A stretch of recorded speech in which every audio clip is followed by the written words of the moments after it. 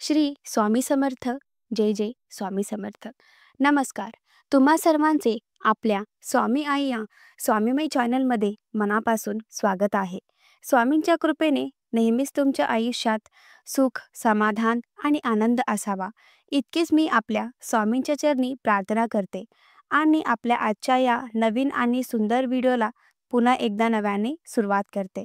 भक्तांनो, आज मी तुम्हाला आपल्या स्वामी चॅनलमध्ये एका स्वामी सेवेकरी ताईंचा चित्ततारक अंगावर शहारे आणणारा, शून्यातून स्वामींच्या कृपेने लाखोपर्यंत झालेला एक स्वामी प्रवास सांगणार आहे. जेव्हा आपण स्वामी सेवेत येतो, मनापासून स्वामींची सेवा करतो, तेव्हा स्वामी भक्तांच्या नशिबात फासे हे कसे बदलतात आणि भक्तांचे स्वप्ने स्वामी कसे पूर्ण करतात, हे आज प्रत्येक स्वामींच्या भक्ताला आपल्या या व्हिडिओमधून पाहायला मिळेल. फक्त त्यासाठी आपला आजचा हा व्हिडिओ शेवटपर्यंत पहा. आणि जे कोणी आपल्या चॅनलवरती नवीन असतील त्यांनी आपल्या चॅनलला सबस्क्राईब करा. तर भक्तांनो, बघा, आपला आजचा अनुभव आहे पालघरमध्ये राहणाऱ्या स्वामींच्या परमभक्त ताई सुनंदा भंडारी या ताईंचा.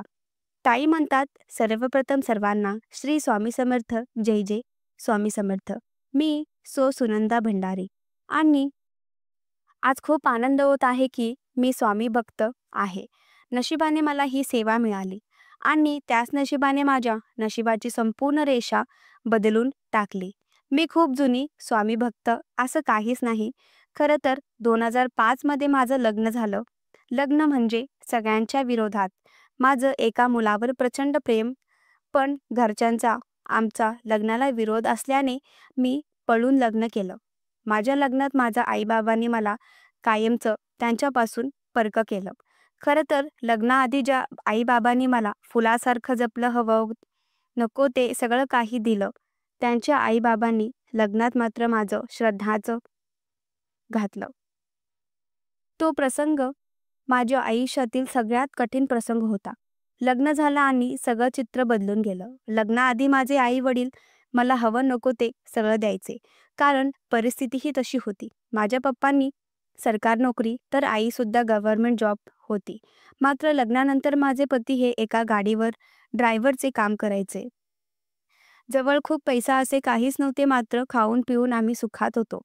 माझ्या सासरी पैसा नसला तरी प्रेम मात्र खूप होता आणि त्या प्रेमात मी खूप सुखी आणि समाधानी देखील होते. इथली सगळीच लोक मला खूप जपणारी, माझी काळजी करणारी होती. काही महिने गेल्यावर मला माझ्या आईबाबांची खूप आठवण येऊ लागली. मी त्यांच्यासोबत 3 वेळा कॉन्टॅक्ट करण्याचा प्रयत्न केला, पण सर्वांनीच मला नाकारले.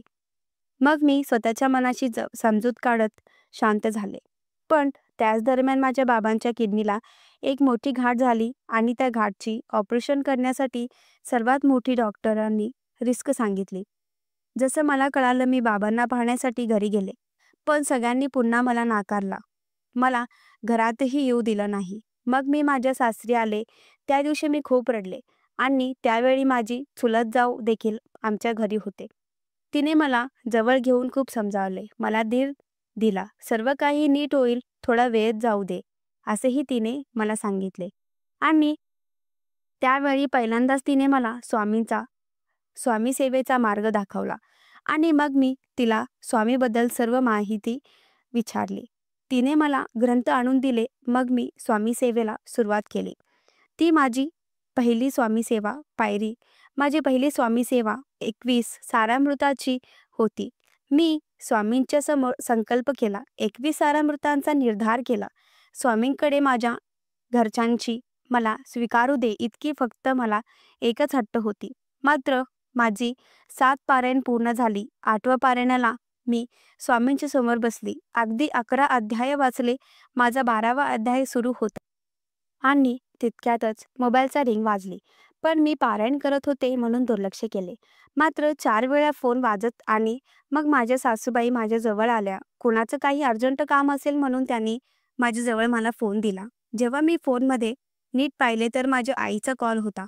काही क्षण माझा विश्वासच बसेना, पण जेव्हा मी तो फोन घेतला तेव्हा आई, माझे बाबा दोघेही फोनवरती माझ्याशी बोलत होते. बाबांनी मला भेटायला बोलावले. खरं तर माझ्या आयुष्यातील माझ्या स्वामी सेवा माझी पहिलाच अनुभव होता. इतके महिने गेले पण जो चमत्कार घडला नाही तो सारामृत पारायण घडला. मग मी तशीच माझ्या आई-बाबांना भेटायला गेली. त्या दिवशी पहिल्यांदाच माझे आई-बाबा इतक्या महिन्यानंतर मला जवळ घेतले आणि झालेली चुकीबद्दल त्यांनी मला माफही केली. त्यानंतर नित्यनियमाने मी दररोज स्वामींची सेवा सुरू केली. आता माझी सगळी श्रद्धा ही स्वामीवर होती. अशातच एके दिवशी आमच्यावर खूप वाईट वेळ आली. गाडी चालवत असताना माझ्या पतीचा ॲक्सिडेंट झाला. त्यात त्यांना दुखापतही झाली आणि त्यांचं कामही हातातून गेलं. आता घरामध्ये कसं भागवायचं हा मोठा प्रश्न आमच्या समोर होता. मी सुद्धा त्यावेळी नोकरी शोधत होते, पण मला नोकरी मिळत नव्हती. त्या दिवशी स्वामींसमोर मी खूप रडले. स्वामींशी मी खूप भांडले. स्वामी, मी इतकी सेवा करूनही तुम्ही माझ्यासोबत असे का वागलात? माझ्या पतीचं हाताचं काम गेलं. आता मी काय करू? आता मी कसं पोट भरू? असं मी स्वामींना विचारत होते. तुम्ही काहीतरी चमत्कार करा आणि घरात पैशाची काहीतरी सोय करा, असेही मी स्वामींना सांगत होते. काही दिवस असेच निघून गेले. अक्षरशः जवळ आता रुपयाही उरला नव्हता. त्याच दरम्यान आमच्या घरी एक स्वामींचे दास सकाळीच भिक्षा मागण्यासाठी आले. मी अक्कलकोटला जात आहे, भिक्षा द्या, दान करा, असे हे म्हणत होते. माझ्याकडे पैसे तर नव्हते, पण घरात थोडे तांदूळ होते, ते तांदूळ मी त्यांना दिले. त्या दिवशी मी चहा बनवला आणि तो चहा एक ग्लासभर त्यांना मी दिला. त्यांनी तो चहा पिले, ते तृप्त झाले. त्यांनी मला माझं थोडंसं बाकीतही सांगितलं आणि त्या दिवशी त्यांनी मला 16 गुरुवारचा निर्जल व्रत धर. 16 गुरुवारी तू गाईला हिरवा चारा आणि पिवळा चारा डाळ खाऊ घाल, असे सांगितले. त्यासोबत त्यांनी मला प्रत्येक गुरुवारी पिवळ्या वस्तूचे दान करायला सांगितले. त्यांनी मला ह्या सेवा दिल्या आणि ते निघून गेले.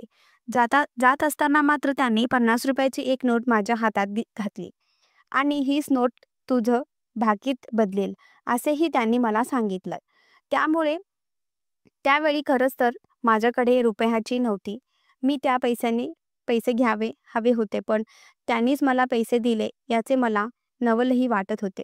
त्यांनी ते 50 रुपये मला दिले, ते तसेच माझ्या एका डब्यामध्ये ते व्यवस्थित ठेवून दिले.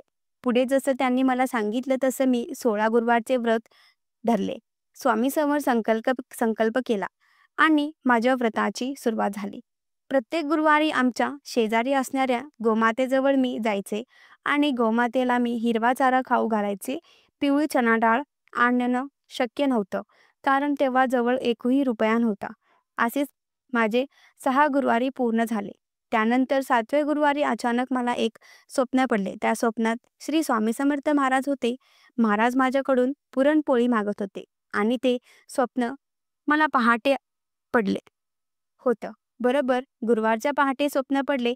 आज गुरुवार, आपण पुरणपोळी बनवू, असे माझ्या मनात आले. पण डाळ आणण्यासाठी आणि गूळ आणण्यासाठी आमच्याकडे पैसे नव्हते. तेव्हा मला आठवले की 50 रुपयाची नोट आहे. मग त्याच 50 रुपयामध्ये जमेल तितकं सामान मी आणलं आणि मग त्यामध्ये मी पुरणपोळी बनवली.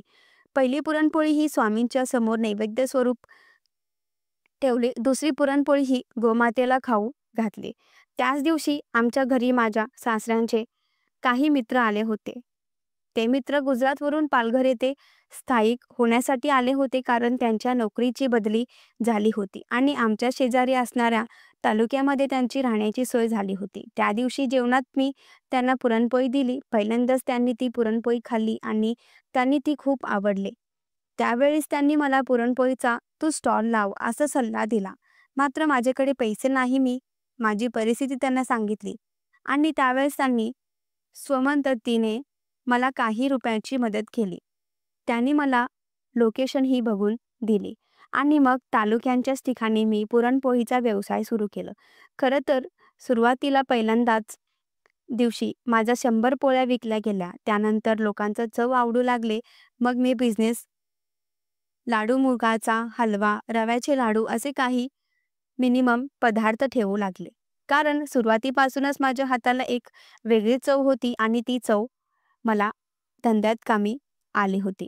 मग मी थोडंसं मोठं शॉप बनवलं आणि मग तिथे मेसूर आणि मिठाईचे काही पदार्थ देखील विकायला सुरुवात केली. 16 गुरुवारमध्ये ही सुरुवात माझी झाली.